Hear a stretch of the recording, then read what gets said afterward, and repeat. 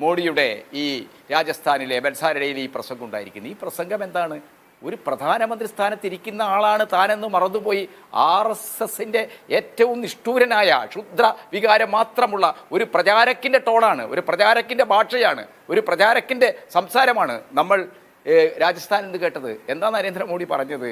ഈ രാജ്യത്തിൻ്റെ വിഭവങ്ങൾ മുസ്ലിങ്ങൾക്കായി പങ്കുവെക്കും. മുസ്ലിങ്ങളെന്ന ഇതിന് പകരം അദ്ദേഹം നുഴഞ്ഞുകയറ്റക്കാർ, ഇൻഫെക്റ്റേഴ്സ് എന്നുള്ള രീതിയിലാണ് അദ്ദേഹം പറഞ്ഞത്. മുസ്ലിങ്ങൾക്കായി പങ്കുവെക്കും. അദ്ദേഹം എന്താണ് അതിന് അവലംബമായി റെഫറൻസായി ഉപയോഗിച്ചത് 2006 മിസ്റ്റർ മൻമോഹൻ സിംഗിൻ്റെ ദേശീയ വികസന കൗൺസിലിലെ പ്രസംഗമാണ്.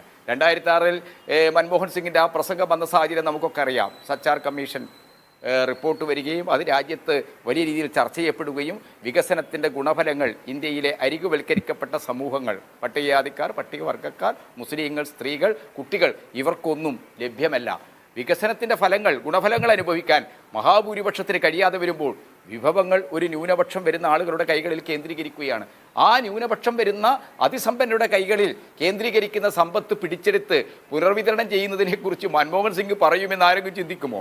മൻമോഹൻ സിംഗ് ഈ സമ്പത്തിൻ്റെ കേന്ദ്രീകരണം ഉണ്ടാകണമെന്ന് വാദിക്കുന്ന നിയോ ലിബറൽ നയത്തിൻ്റെ മുരത്ത് അതിൻ്റെ ഒരു പക്ഷപാതിയാണ്. പക്ഷേ മൻമോഹൻ സിംഗ് പറഞ്ഞത് നമ്മുടെ പദ്ധതികളിൽ, നമ്മുടെ വികസന പരിപാടികളിൽ അതിൻ്റെ ഗുണഫലങ്ങൾ ഈ അരികുവൽക്കരിക്കപ്പെട്ട ന്യൂനപക്ഷങ്ങൾ, പ്രത്യേകിച്ച് സച്ചാർ കമ്മീഷൻ റിപ്പോർട്ടിൻ്റെയും കൂടി പശ്ചാത്തലമാണ്. അരികുവൽക്കരിക്കപ്പെട്ട ന്യൂനപക്ഷങ്ങൾ, പ്രത്യേകിച്ച് മുസ്ലിങ്ങൾ, പട്ടികജാതിക്കാർ, പട്ടികവർഗക്കാർ, സ്ത്രീകൾ ഇവർക്കെല്ലാം ലഭ്യമാകാൻ കഴിയുന്ന രീതിയിൽ പുനർവിതരണം ഉണ്ടാവേണ്ടതുണ്ട്. പദ്ധതി വിഹിതത്തിൻ്റെ പുനർവിതരണത്തെക്കുറിച്ചാണ് പറഞ്ഞത്.